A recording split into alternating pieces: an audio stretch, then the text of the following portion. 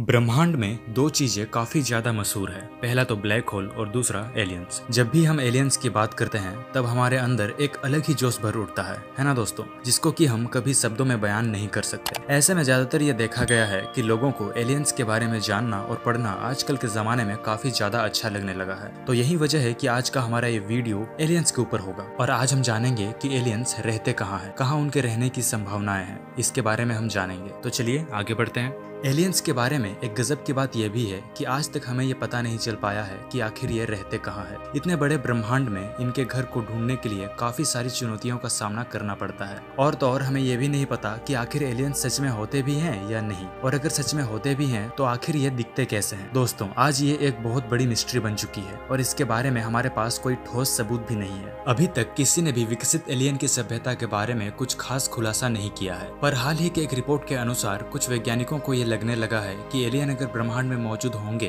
तब ये Dyson sphere नाम के मेगा स्ट्रक्चर के आसपास ही कहीं मौजूद होंगे। इसके अलावा रिपोर्ट में यह भी सलाह दी गई कि इधर उधर खोजने के बजाय हमें इन्हीं डायसन स्फीयर के आसपास ही एलियंस को खोजना चाहिए। अब आपके मन में ये सवाल उठ रहा होगा कि आखिर ये डायसन स्फीयर है क्या। डायसन स्फीयर एक स्फेरिकल हाइपोथेटिकल मेगा स्ट्रक्चर होता है जो कि स्टार से निकलने वाली पूरी एनर्जी को हार्नेस करने और स्टोर करने में सक्षम होता है। डायसन स्फीयर या तो एक विशाल मेगा स्ट्रक्चर हो सकता है या फिर कई सारे छोटे छोटे सोलर पैनल्स और मिरर्स का कलेक्शन हो सकता है जो कि आपस में जुड़े होंगे। ये तारे से निकलने वाली एनर्जी को इकट्ठा करेंगे और उसे अपने बैटरीज में स्टोर करने के बाद अपने ग्रह पर ट्रांसफर करेंगे। कई एस्ट्रोनॉमर्स का मानना है कि हमारे ब्रह्मांड में पहले से ही कई डायसन स्फीयर मौजूद होंगे जिसे एडवांस एलियन सिविलाइजेशंस द्वारा डेवलप किया गया होगा। इसी जगह पर ही हम एलियंस को खोजकर इनके सही संख्या और इनकी आधुनिकता के बारे में हम काफी कुछ पता लगा पाएंगे। कईयों के अनुसार यहाँ ऐसे ऐसे एलियन की सभ्यताएं हो सकती है जो कि हमारी सभ्यता से काफी ज्यादा विकसित हो सकती है। कोई भी एडवांस कल्चर को फलने फूलने के लिए ऊर्जा की जरूरत पड़ती है, क्योंकि खाने से लेकर ट्रांसपोर्ट तक हर किसी चीज में ऊर्जा का महत्व बहुत ही ज्यादा होता है। पृथ्वी की अगर बात करें तो यहाँ पर बसने वाले 7.5 अरब लोग हर वर्ष 580 मिलियन जूल की ऊर्जा का खपत करते हैं। मैं आपको बता दूं कि इतनी मात्रा में ऊर्जा को पैदा करने के लिए हमें लगभग 14,000 मिलियन टन ऑयल की जरूरत पड़ेगी। यहाँ ऊर्जा के प्रमुख स्रोत के तौर पर बायोफ्यूल को ही काम में लिया जाता है, पर आने वाले समय में हमें सबसे ज्यादा सूरज की ओर रुख करना पड़ेगा ऊर्जा के लिए, नहीं तो हमारी पृथ्वी ज्यादा देर तक जिंदा नहीं रह पाएगी। वैज्ञानिकों के द्वारा किए गए रिसर्च से यह पता चला है कि अगर इंसान पृथ्वी के हर एक इंच के जमीन पर सोलर पैनल लगा दें तब भी इतनी ऊर्जा सूर्य से 1 सेकंड में निकलने वाली ऊर्जा के बराबर नहीं होगी। खैर, एक नए एलियन वाले सभ्यता को बढ़ने के लिए डायसन स्फीयर वाली थ्योरी को सबसे पहले 1960 में फ्रीमैन डायसन ने दिया था। इस थ्योरी के अनुसार अगर एक एलियन सभ्यता को बढ़ना होगा तब उन्हें अपने सोलर सिस्टम में मौजूद एक तारे के ऊर्जा को इकट्ठा कर उसका सही से उपयोग करना होगा। एक खास बात यह भी है कि एलियन की सभ्यता कितनी भी एडवांस क्यों ना हो, उन्हें लंबे समय तक बचे रहने के लिए एक नहीं बल्कि कई सारे डायसन स्फीयर की जरूरत पड़ेगी, क्योंकि हर एक तारे की अपनी एक जीवन सीमा होती है और सितारे की जीवन सीमा खत्म होने के बाद ये ऊर्जा का स्रोत बनकर नहीं रह सकती। उसके बाद उस तारे से ऊर्जा निकलना बंद हो जाता है, तो उन्हें ऊर्जा के अलग अलग स्रोतों के बारे में भी ध्यान रखना होगा। अगर एलियंस की सभ्यता हमारे सूर्य के जैसे सितारे के चारों तरफ बनता है तब एक दिन ये सितारा रेड जायंट में बदलकर आखिर में ठंडा होकर सफेद ड्वार्फ प्लैनेट में तब्दील हो जाएगा। इससे जिन जिन जगहों पर भी जीवन पनपा होगा वहाँ का वातावरण काफी ज्यादा ठंडा होकर वहाँ पर जीवन का नामो निशान मिटा देगा। वैसे यहाँ पर एलियंस के लिए दो ऑप्शन बचेंगे। पहला तो ये कि उनको अपना घर छोड़कर एक दूसरे ग्रह पर जाकर बसना होगा, और दूसरा ऑप्शन ये कि उनको ऊर्जा के सोर्स के कई दूसरे सोर्स को अपने ग्रह के पास ही बनाकर रखना होगा, जिससे उन्हें अपने बसे बसाए घर को छोड़कर नहीं जाना पड़ेगा। अगर हमारे वैज्ञानिक खाली डायसन स्फीयर और व्हाइट ड्वार्फ प्लैनेट को एक साथ खोज लेते हैं या उनके तादाद को अच्छे तरीके से गिन लेते हैं तब वह आसानी से एलियन सभ्यता के बारे में काफी कुछ जानकारी हासिल कर सकते हैं। वैसे एक सर्वे से पता चला है कि हमें अभी तक किसी भी डायसन स्फीयर के बारे में कुछ भी नहीं पता, पर इसका मतलब यह नहीं कि डायसन स्फीयर असल में अंतरिक्ष में होते ही नहीं है।